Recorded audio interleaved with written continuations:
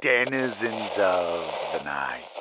Welcome to another episode of the macabre, the terrifying. Broadcasting live from under the big top, I will be your guide through the witching hours. Tonight, I am excited to share with you another story from Darren Todd, the author behind such tales as Father Christmas and 8 Ball. Our yarn tonight follows an entrepreneur who has devised a special scheme to help increase sales during the circus shows where he sells his wares.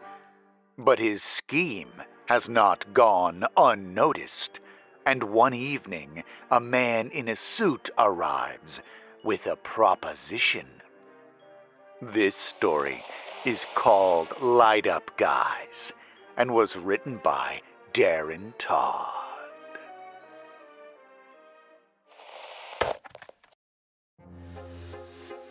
A wave in the crowd summoned me, stark amid all the children's hands flailing about.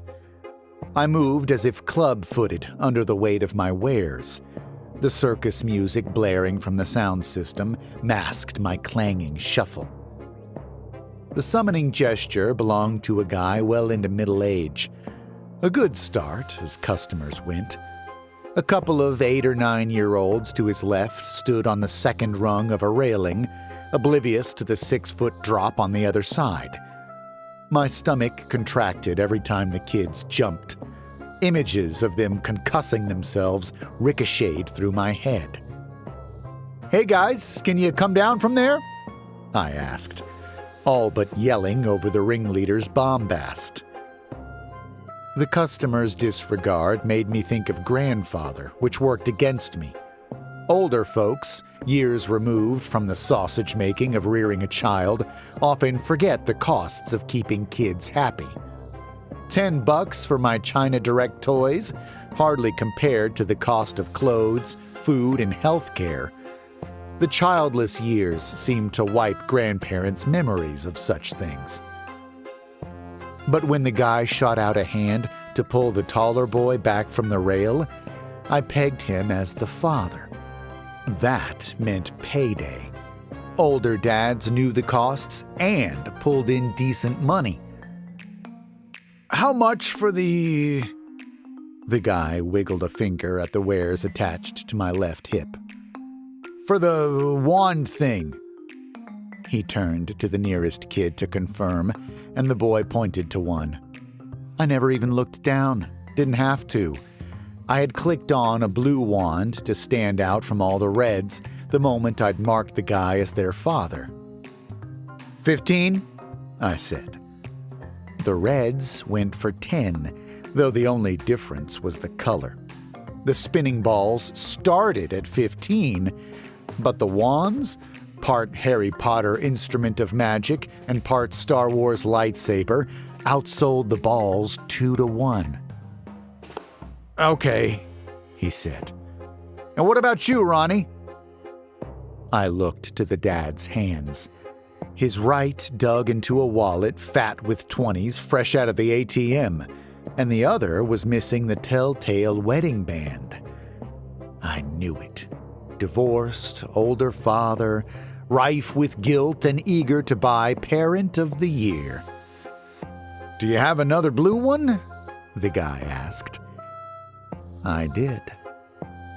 Nate would have done one better and gotten them to buy 2 each, spouting some garbage about real Jedis dual-wielding. Sure, he'd gotten me into this business, inducting me into the brotherhood of light-up guys, though we only crossed paths maybe twice a year, but my scheme held a bit more nuance. Simple curiosity had me checking in on the man and his 2 kids throughout the show. I danced all over the place inside the stadium-sized Civic Center, but I spotted them easily, along with my other marks. The greens, sure, but the handful of blues flagged the real money, bobbing in the sea of red lights like crab trap buoys. His family sat tucked against the divider, hence the railing, which made them even easier to spot. While the trapeze artists performed their death-defying stunt for the 1,000th time, the stuffed animal seller descended. When the dirt bike cage riders packed 6 inside the same cage for the first time ever, the ice cream guy got his crack.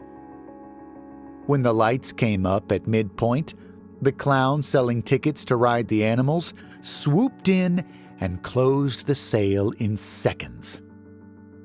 Late that night, while we packed it in until the next show, the vendors came to me like prostitutes to a pimp. They handed over wads of cash, my part in their easy sales. That young couple with the ginger bought it all. Good eyes, light-up guy. Hey, light-up guy. Nice pick on the hipster couple. You were right on. Others said nothing, which suited me fine. As I neared my camper, Teddy, the owner, intercepted me. He must have known about my color scheme kickbacks, but still I shoved the bills deeper into my pocket. You got a minute? He asked me. Dumpy little legs extending past low shorts and supporting a huge build, all belly and love handles. The joke went that if he found someone skimming money from his circus, he would eat them.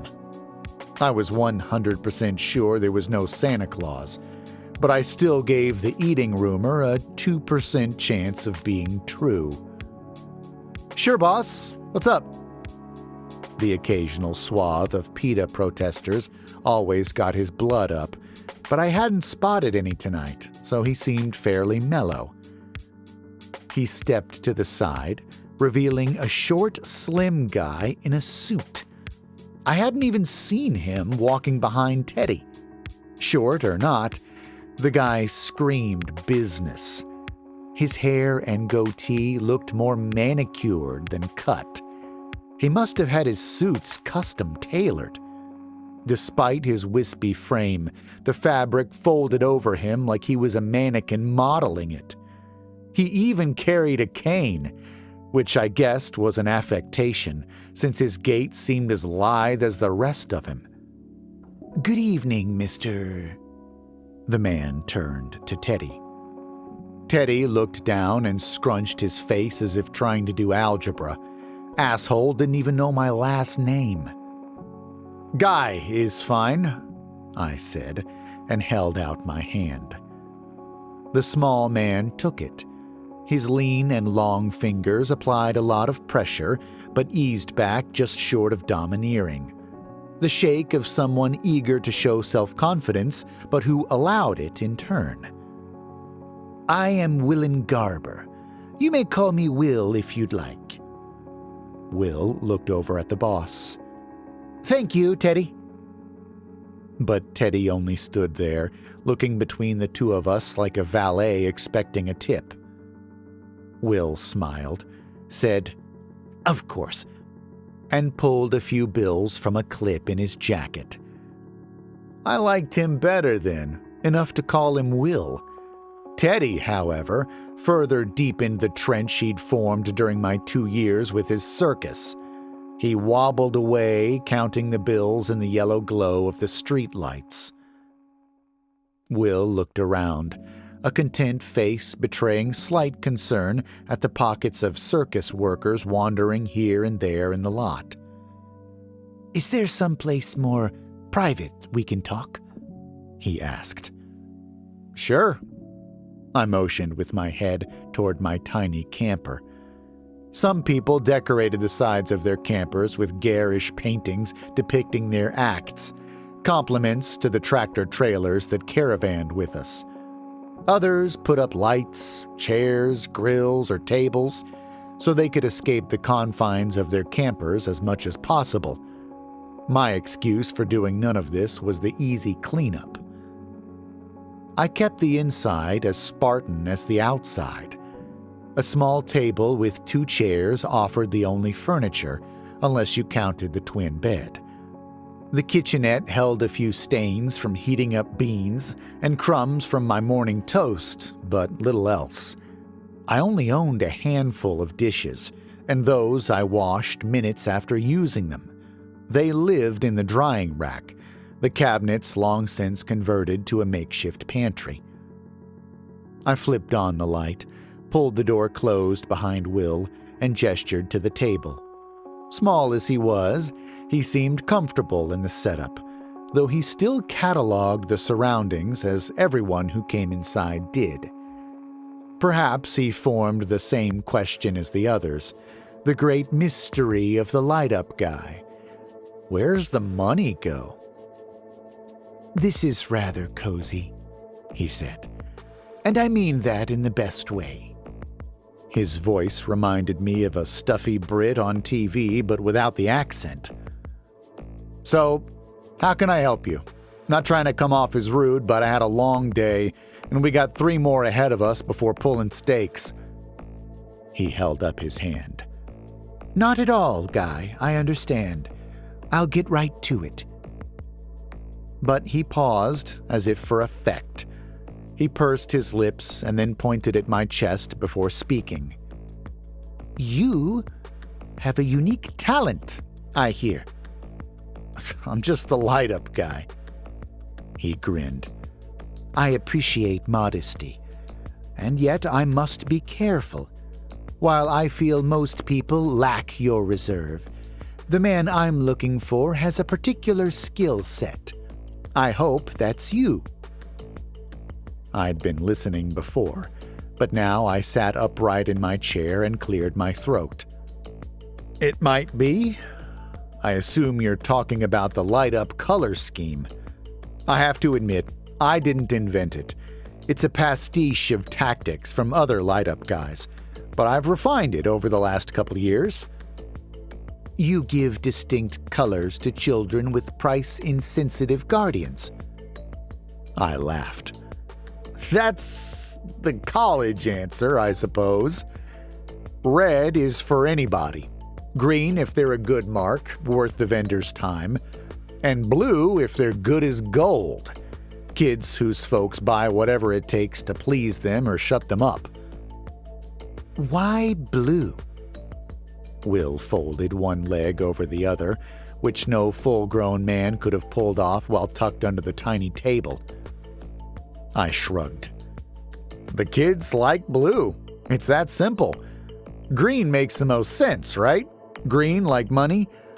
But nothing entices them like a blue in the bunch." Will leaned back and nodded. "That's interesting.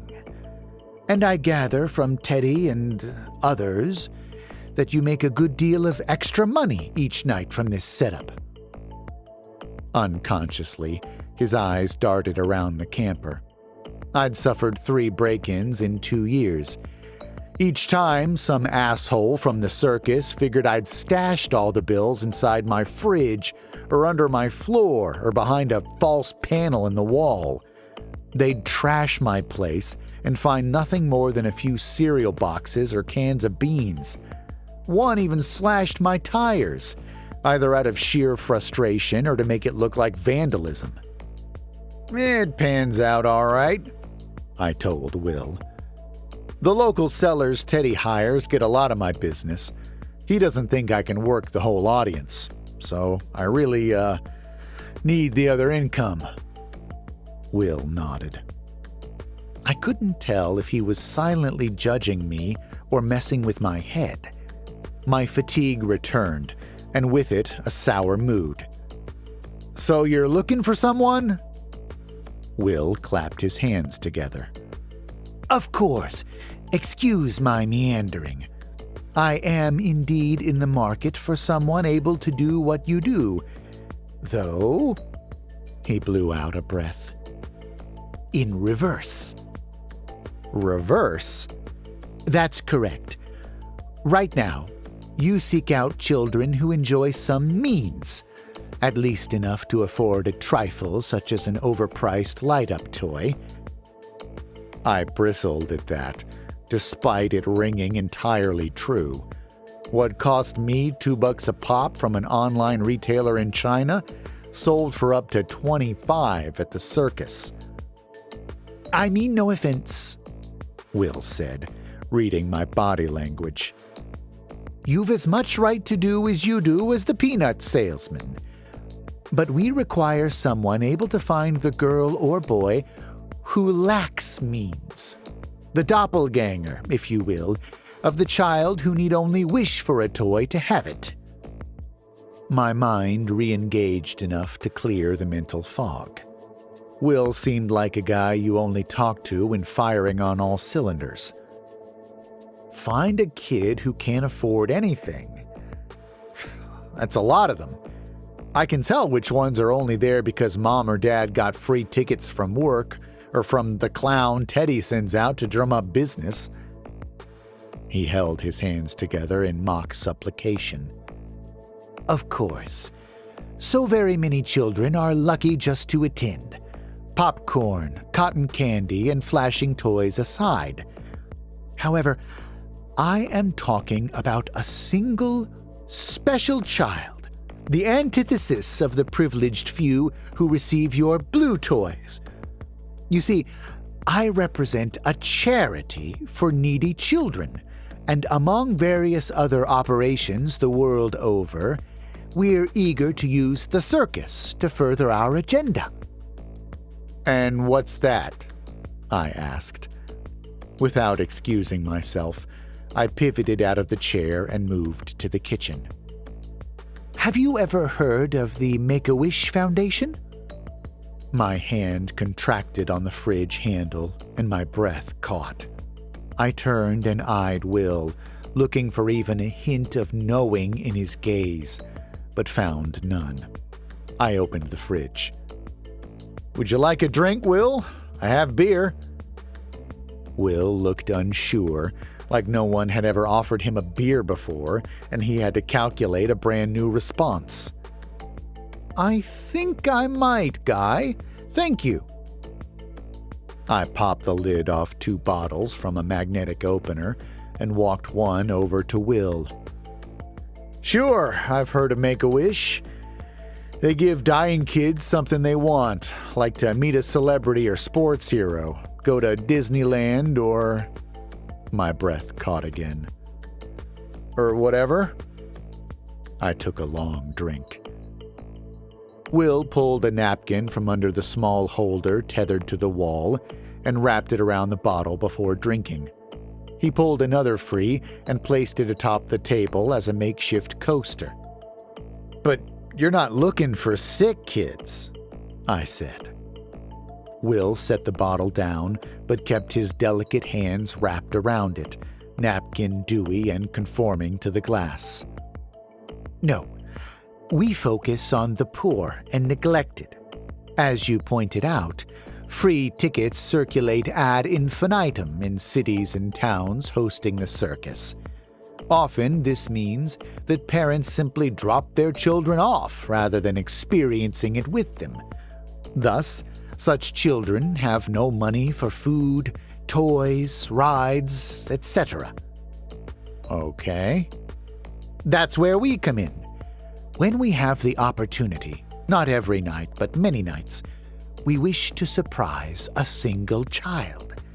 For one, this means a bevy of gifts to enjoy during the circus and to take home thereafter.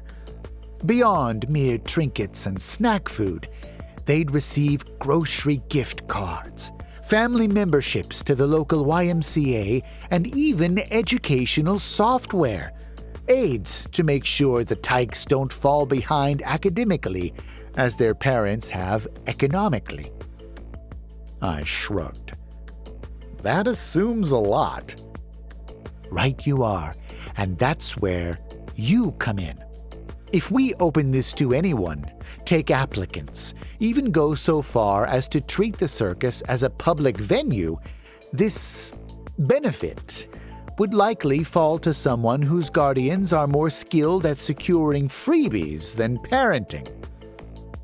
So you want me to be the judge? In a manner of speaking, yes. you'll do the same as you've always done.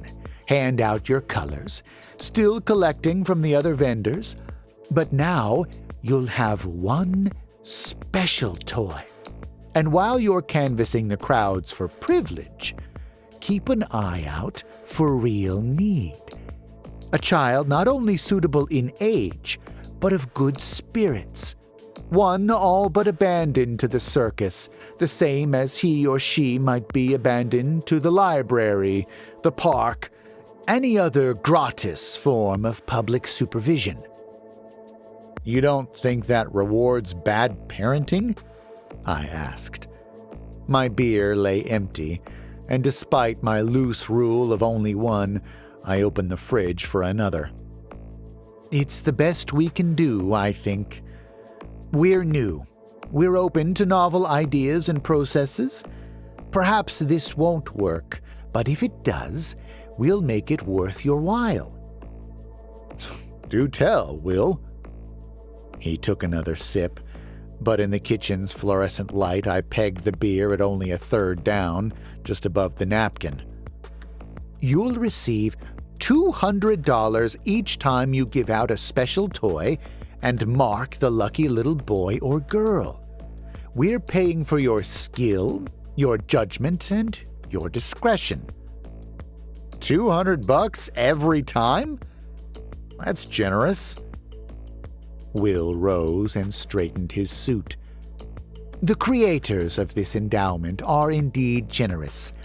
I have no doubt you'll put your mind to it and help us choose the right child. He held out his hand. I took it, returning some of the pressure now, maybe too much. What color? Excuse me? He said.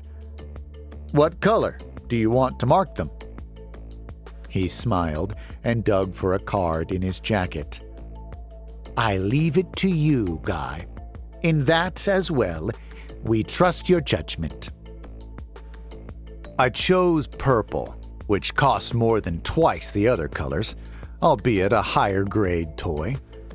I suppose the hue held double meaning, since purple dye was the most expensive in ancient Rome and therefore enjoyed only by the emperors. Hopefully, the kiddos they outfitted with all the freebies would feel like emperors, if only for a night. I shared little of Will's faith in their parents. Sure, giving grocery store credit beat offering cash, none of which would make its way down to the kid. But even a gift card could fetch pennies on the dollar rather than larding the kid's pantry back home. 2 weeks passed before I handed out the first purple light-up. I thought the whole thing had been a prank, though too clever for Teddy's imagination, and had all but forgotten about it. Then I found a letter tucked into my camper door that told me to find a special kid that night and give them the light-up. We'd hit Tulsa 2 days earlier. Every place looked the same, but I remembered the awful wind. Only stop worse was Montana, with those relentless Chinooks rolling off the mountains. I thought, what if it had blown away? A gust could have snatched that envelope, and then I wouldn't have known to find a kid at all. Seemed sloppy. Sure, they were new, this was new, but the idea bothered me as I tucked a single purple light up into my bag. It turned out finding the neediest kid at the circus proved harder than flagging a slew of spoiled youngsters. My eyes throbbed from staring into the crowd. I had sold more than a dozen blues and twice that in greens already. The fortunate kids stood out to me from years of practice, where that one needy kid eluded me. As an afterthought, Will had told me to plant the purple seed before halftime, before the lights came up and all the lucky kids got to ride the elephants, camels, and ponies for upward $20 a pop. Circus workers shuffled them atop high wooden saddles. No closer connection to the animal than taking a cruise was to sailing. Still, riding all three animals was part of the purple package, so time pressed in on me. I shirked my usual tricks, like holding up the lights in front of people seated in the first row of each level, blocking their view until someone buckled and bought a toy. So frantic was my search for that one kid, I even ignored several calls of, "Hey!" and "Light up, guy!" that I knew meant sales. My mental tally of that $200 Benny began to dwindle. Finally, I spotted a single kid between the cinder block barrier separating the lower levels from the upper. Definitely a cheap or free ticket. I thought girl, given the longer hair. Then the posture, the face, the way he gesticulated at the wonders before him in the periodic strobe of spotlights told me he was all boy. His hands gripped the brick wall, and he leaned against it, chin up, eyes wide. A good 90 minutes into the show, and this kid still ate it up, when others his age, 6, I guessed, were already growing bored, fidgeting, pulling out tablets, and watching cartoons while the greatest show on earth rang in their ears and danced in front of them. Apparently, his parents or foster parents or grandparents had dropped him at the door if they hadn't made him walk all the way there, because he never looked back to make sure his dad or mom was seeing what he was seeing, sharing in the excitement. The only people staring his way were a group of teens, pointing and laughing at his earnest enjoyment, too cool for such unfettered joy. I stood on the back side of the boy, blocking off the teens. "You having a good time, champ?" He nodded. "You want a light up?" His already substantial smile grew broader, but then faded. He shook his head. That's right. This kid had learned that wanting anything met with only disappointment. "Don't have any money, huh?" I asked, looking glum. He shook his head again. The realization had dampened his mood, so I stopped playing salesman. I pulled the purple light up from my bag and pushed the button. Despite their $4 price tag, the result, shining in the darkness of the Tulsa Civic Center, revealed what that extra cost had bought. Instead of the usual spinning lights that gave you a headache within 30 seconds, this light up danced in a rhythmic, almost soothing wave of purple lights that undulated up and down the globe like a heart beating. The boy's eyes grew impossibly wide again, and his smile returned, revealing a dead tooth just off the center, gray even in the violet glow. "It's yours," I told him. "Keep it, but only if you hold it up high," I said, looking at him with mock admonishment. He nodded and jumped up and down. Something about that, going from joy to shame to joy, hit a spot inside me I had hidden away from the circus, and which my sparse camper revealed none of either. My eyes flooded, unbidden, followed by a stark feeling of exposure. "Gotta go. You hold that high, my man," I said, voice shaking. I felt a rare elation at seeing that kid's magical night. He stood out like a sore thumb to me, always carrying that purple light up, though invisible to the hundreds of other kids riding animals and eating junk food. After closing, I found another envelope on my camper door, taped this time, as if the culprit had heeded my earlier concern about the wind. Inside, 2 crisp $100 bills waited. The wind could no longer snatch it away, but I still considered the drop-off sloppy.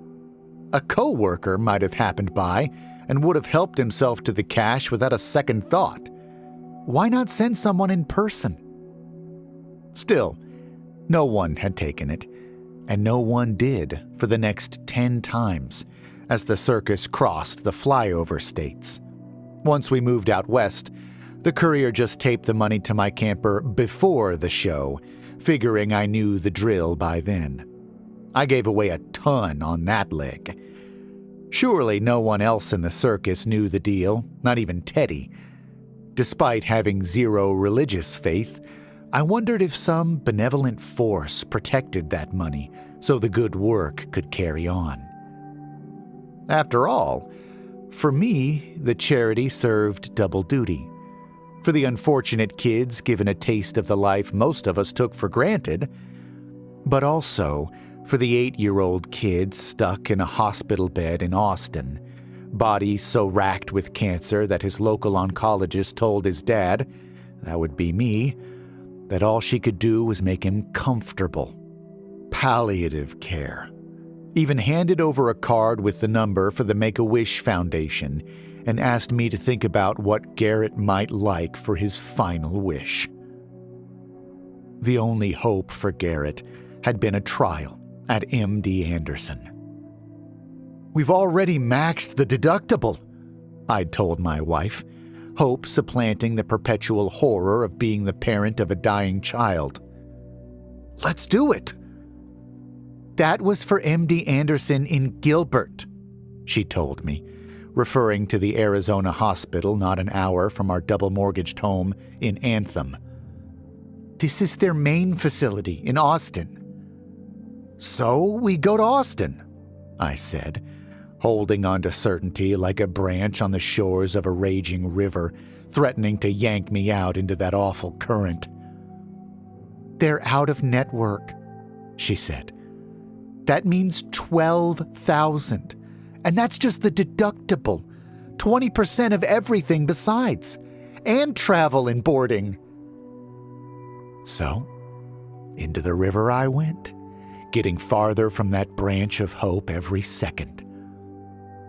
Being a stay-at-home dad carried all sorts of bennies. Through the years, starting with baby yoga, through swimming lessons and communal gardening, I seldom faced harsh judgment from the other stay-at-homes, most of whom were still women. And yet, I enjoyed a fast kinship with the dads, who, like me, didn't feel intimidated by our wives being the breadwinners. Well, that all ended when Garrett got sick. Suddenly, I'm the man unable to keep his house in order.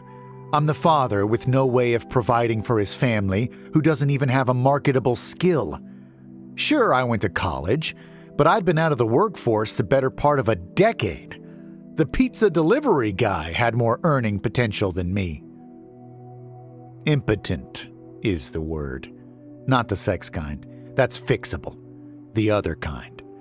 The kind where your entire identity hinges on the machinations of a fair world. One where kids don't get sick and die. So for me, going to Austin, finding room and board and thousands of dollars besides, felt no more achievable than a lunar landing. Instead, I did what a stay-at-home could do. I took my son to the circus one last time, pulled my cubby's cap over his bald head to keep the other kids from staring. We had a great time, till some asshole with seizure-inducing light toys parked in front of us and refused to move. Sure, he didn't know Garrett's deal, but his crude attempt at sales was ruining my son's final circus, so I called him over. "What can I get you, sir?" he'd asked. He was either a weathered 30 or a youthful 50, a sleeveless shirt bearing corded arms, the midriff tight enough to suggest not a hint of fat. Even before I knew the game, I noticed him sizing me up, checking my watch, scoping my hands for rings. He all-out gawked at my wallet when I pulled it free of my pants. But he couldn't have been impressed. The watch was an old Timex I'd retrieved from a box in my mom's attic, along with my expansive comic collection, all sold on eBay alongside my only decent wristwatch. My clothes came from Goodwill, the suits and jackets I'd also sold.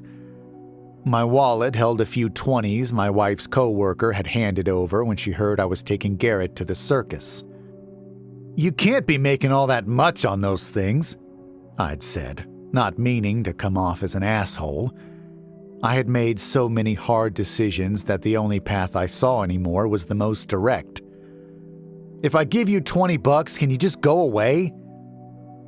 The guy laughed, and in the flicker he ran his tongue over his canines. Pal, some of these light-ups are more than 20. Yeah, maybe you get to sit on your... He looked at Garrett and leaned in to whisper. Sit on your ass for a living, but I guarantee you I pull double your pay. He moved back and sneered. I grabbed his hand, which gripped the low rail between us. I'm sorry, that was really rude of me. How much do you make? He looked down at me for several seconds, his face dancing in the play of reds and greens from his toys. His features softened once he figured out I spoke in earnest. He took another look at Garrett and maybe saw past the disguise to the frail child beneath. He leaned in again.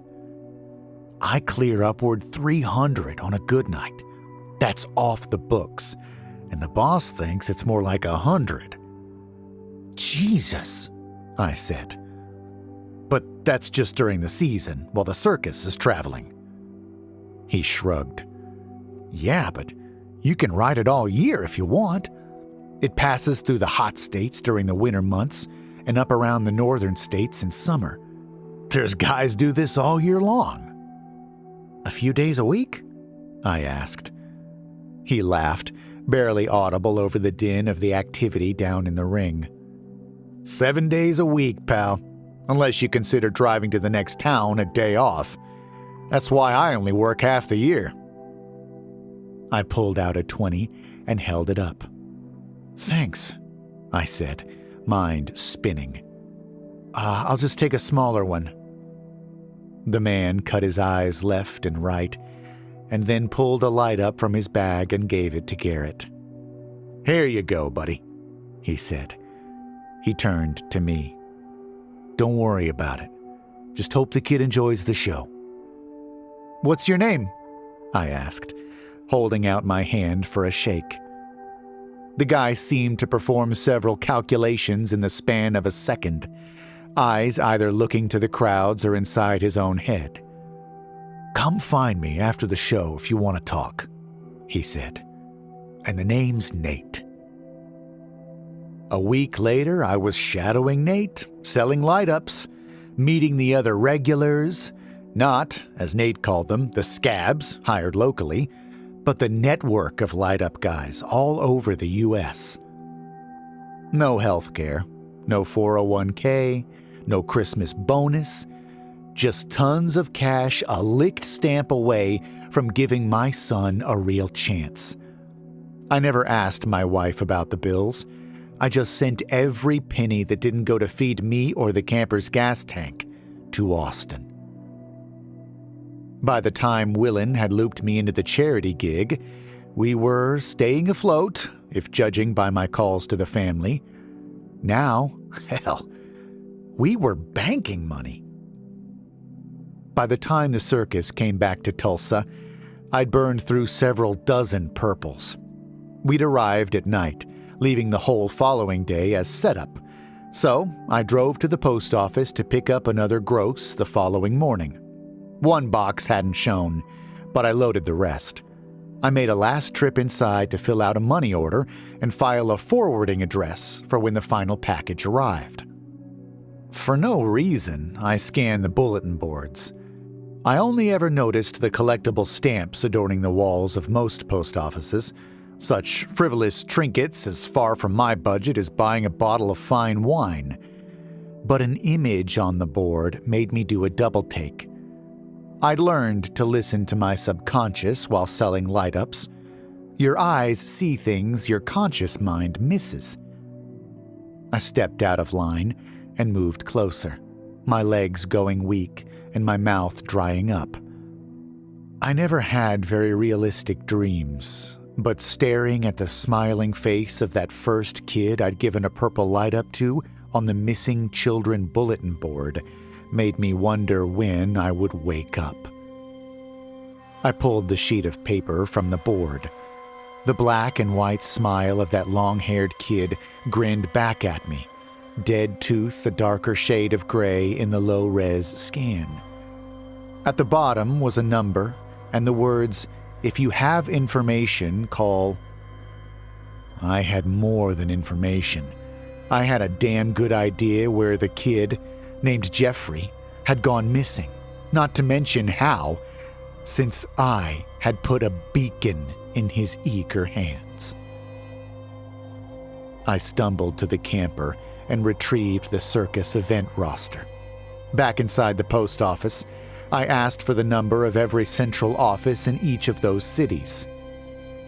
"Why?" the man behind the counter asked.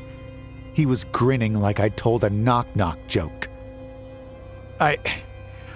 I'm looking to see who's on their missing persons boards." He squinted and looked over at his coworker. She was beating a rubber stamp against a stack of envelopes like they owed her money. "Connie, aren't missing persons online now?" Connie never even turned to look at us. "Yep, check the USPS website. The National Center for Missing or Exploited Children is better, though. Our budget for that stuff is nil nowadays." The guy turned back to me and simpered, "Problem solved." The rest of the morning I spent at a Kinko's computer, checking the hundreds of missing children fortunate enough to have a poster up. True to Connie's word, the USPS site sucked, but the NCMEC site was still labyrinthine. I swam through 100 mugshots of digitally aged kids to find the few that had just recently gone missing. For anyone else who'd recognized a missing child, I imagined they felt a swell of pride and hope at the thought of helping a kid return home. The reverse formula stirred in me. Any pride I'd felt at helping those kids turned to lead in my guts with every familiar face. Matching their reported missing date against the circus event roster proved an ample algorithm. Sure, paranoia and my fading memory had me clicking on dozens of false positives, but matching a single other kid would confirm my suspicions. I didn't get one, I got 8. 8 children I knew for sure I'd given a purple just before someone reported them missing.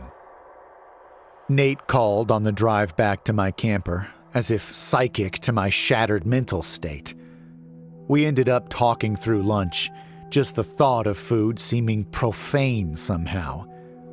I usually napped in the afternoon. It gave me the energy to climb all the steps at our venues, but the images of those kids made sleep impossible. Just thinking about my role in their disappearances spiked a blend of vertigo and a crushing sense of dread. I fought the nausea for a while, but eventually puked up the acidic remnants of breakfast into the tiny toilet. My anxiety spiked when light footsteps sounded outside. Jesus, had they come for me already? Did the cops know what I'd done all along, even before I knew it? That idiot at the post office could have sensed something off in a grown man asking about missing kids in every city. No way it was Nate. He was hours away in Little Rock.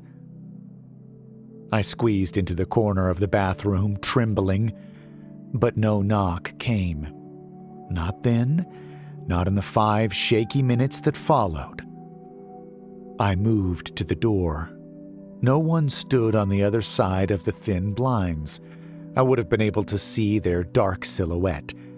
Instead, I saw only the tilted rectangular shadow of the envelope taped in place, calling for me to flag another kid with my cursed toys. My wife had thought I was crazy, leaving them to sell light-ups. Worse, that running off to join the circus had been my way of abandoning them both, dying son and grieving mother. I could only guess at her reaction when the money orders started pouring in. I liked to think she felt a blend of pride in me and shame in her lack of faith. In reality, she probably had no room left for either, with her only son being whittled away. That night, every sensation of the circus grated on me. This had been the case when I'd started. That initial week selling light-ups with Nate had felt infinite. The first shift, the energy and wonder of the circus had carried me along. That faded almost right away, and not a trace remained by the third night. Over the following weeks, and after branching out on my own, my routine smoothed. Even once I'd added the multiple color scheme and started making the real money, the repetition sped time and dulled my senses. But tonight, all sensation returned. After an hour of clenching my jaw at the harsh sounds, my teeth ached. Fireworks of light clouded my vision at every blink. My stomach threatened a repeat performance if I had to endure another waft of hot dogs or buttery popcorn. I thought about texting Nate, seeing how things were on his end, but that wouldn't change anything, wouldn't make tonight's task any easier. Finally, I gave the cursed purple to a young girl, around 7, after watching her for 10 minutes to make sure she was alone. Same wonder, same abandon and joy as all the others.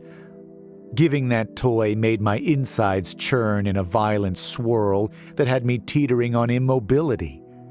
It eased after I handed it off, but even with the die cast, a panic supplanted the gut ache. Not a minute passed without me searching out that purple light. My sales suffered. The vendors still expected my visual flags, as if they'd forgotten how to sell without them. "What's up with you tonight?" the ride guy asked. "Might be the flu," I told him. "It's May," he said. "Stomach flu," I corrected. He backed off, curling his lip like I might infect him. "Well, get your shit together, or I'm not giving you a dime." The night dragged, as terrible times often do. Every hangover or sunburn slows time, whether science agrees or not. So my round seemed to span several hours when only 30 minutes had passed. At halftime, the girl rode all the animals. When the lights dimmed again, she ate cotton candy and nachos, drank from a souvenir cup full of soda. A groan of anguish escaped me when I saw her sharing her food and toys with the kids around her, kids who had parents fully capable of paying up. She didn't care, just wanted to spread her good fortune, all the while waving the light up. By the home stretch, I felt as if I'd been awake for days and on my feet the whole time. My hips and knees never troubled me, but now ached like those of a man 20 years my senior. "Yo, light up guy!" came a voice behind me, yelling over the cacophonous marching band music. The ice cream salesman wore a sour look. "Those two greens in D section couldn't give a damn about buying nothing else. Are you screwing up on purpose?" I had no idea who he meant. Most nights, a mental image of every customer lingered in my short-term memory, only leaving once the night ended and I returned to my camper. I shrugged, annoyed. "I have the stomach flu. Don't pay me tonight, I don't care." He mouthed curses too soft to override the music and turned away. When I whipped back around, my gut cinched. The purple light-up was gone. I rubbed my eyes and looked again, scanning the area where the kid had been sitting. Without thinking, I stumbled down the stone steps that led into the circular outer rim of the complex and didn't see her in either direction. Until the show ended, They bottlenecked all traffic to one exit, which was clear on the other side of the circle. I never moved faster than a trot while laden with light-ups. The effect resembled sprinting with a bowling ball strapped to each side. Several of the toys flew out of the canvas bags and skittered on the concrete floor. People lined up at the snack bar or waiting for the bathroom jumped out of my way like I was a flame. One guy laughed, pointing as I passed. More and more of the crescent shape came into view as I rounded the curve. Several kids with light-ups waited with their parents or chased each other in the space, none purple. I lost all hope once I spotted the wall at the end of the curve. But then I saw the little girl holding hands with the tall man in a suit, the light-up turned off and gripped in his free hand. They passed through the double doors, as forgettable as any parent and child ducking out early. A final burst of adrenaline surged through me as I covered the last 50 yards. Seconds later, I erupted into the night, the man and girl already halfway to the parking lot. Even now, outside of the lights and sounds, she carried on with such trust, not a hint of worry in her gait, sure that something wonderful awaited her on the other end. Who knows what actually waited, or what the man had promised to get her to follow him. I had seen enough suffering in pediatric cancer wards to fill my imagination. Children could endure so much worse than adults, and therein lay the horror and hope of youth. They neared a line of PETA protesters, the sea of cars just beyond their picket signs. Unlike Garrett, this girl had no one else on her side. No one who'd do much more than put her picture up at the post office. She deserved better. I pulled another purple light up from my bag, pressed the button, and a violet haze surrounded me. As if targets at a shooting range, the protesters' picket signs dropped one by one. In their place came the answering glow of purple, forming a dragnet as the man and the girl neared. Once confusion gave way to fear, the man dropped the girl's hand and took off through the lot, the light-up guys in quick pursuit. "Hey there!" I yelled to the girl, scuttling her way. "You remember me, the light-up guy?"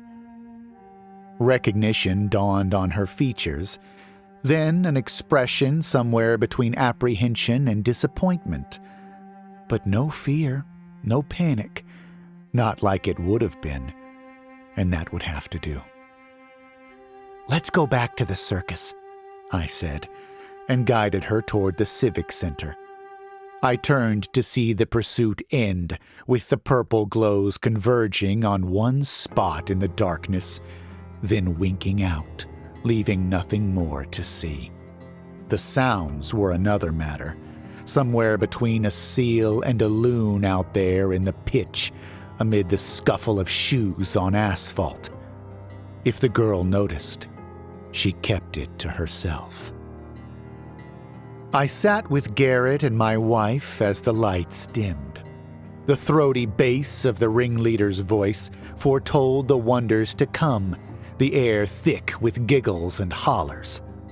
In the dark, my hand met my wife's as we embraced our son's shoulders from each side. She didn't pull away, though she stiffened.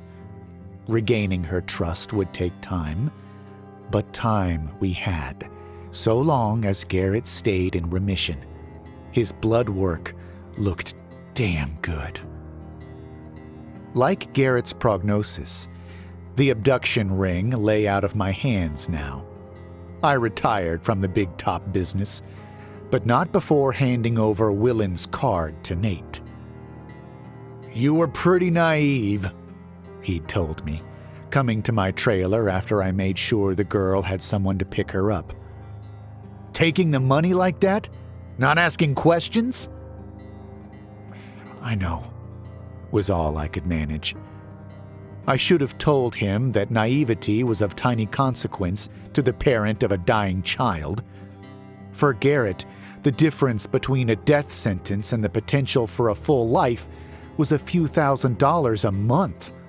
That hope bought a lot of denial. Sure, I'd done what I could, confessing it all to Nate, the moment I realized what that hope was costing other children. Done my best to stop Willin and his employers from ever abducting another child. But how deep did it all go? Thousands of kids abducted every year in a puff of smoke. No way my circus was the only one flagging victims. "We'll take it from here," Nate had told me, interrupting my thoughts. I actually laughed at that, shaking my head like you tend to do when you're sure you've missed something. "You, sound like a mob boss or something." He shrugged. "Just a traveler. My great-grandparents traveled the old country, and I traveled this one. Same crowds, same people, really. Same tiny sliver of rot. And we won't tolerate it any more here than back there." I huffed another little laugh, but all humor gone. Are we talking Gypsy justice?" "Roma," he said, as if that one word answered all questions. I thought of those sounds in the parking lot, all those purple lights descending on that monster, the girl's horrible fate averted by a simple phone call to Nate. That predator deserved no one's pity, but still, I wondered. What happened to the tall guy? "He talked," Nate said. "And then he didn't?" A shiver passed over me, though the camper was stuffy with us both in its confines. I jerked as if waking from sleep when something occurred to me. The code will be different at other circuses. Willin had me pick the color. Hell, it could be anything that... Nate held up a hushing hand. "We'll be watching now. Maybe it won't make that big a difference, but such evil has no place at the circus." "It made a difference to that little girl," I said. Nate stood and held out his hand for a shake. That it did. The conversation caught and lingered in my brain during the show. A different circus, sure, but to the same tune. And as the crowd swelled with light-ups, my eyes drifted from the rings to the sea of children in the dark, looking for that single purple flicker.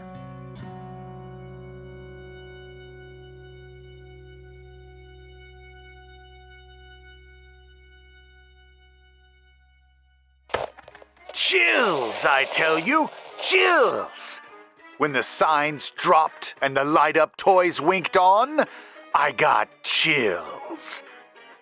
This story also made me quite emotional, because the monster at the heart of it is human, and the victims are poor children just trying to find a bright spot in an otherwise dim life.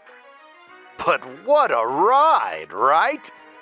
It's a mark of good writing when a story can end on a happy note, but still leave me feeling chilled and anxious. Stories that feature monsters from real life often do that. If you enjoyed this story, please check out the playlist I have created, where you can hear more of Darren's work right now. I'll also leave an Amazon link in the description where you can find more of his short stories. Whatever you do, try to blend in with the crowd. And don't fall asleep.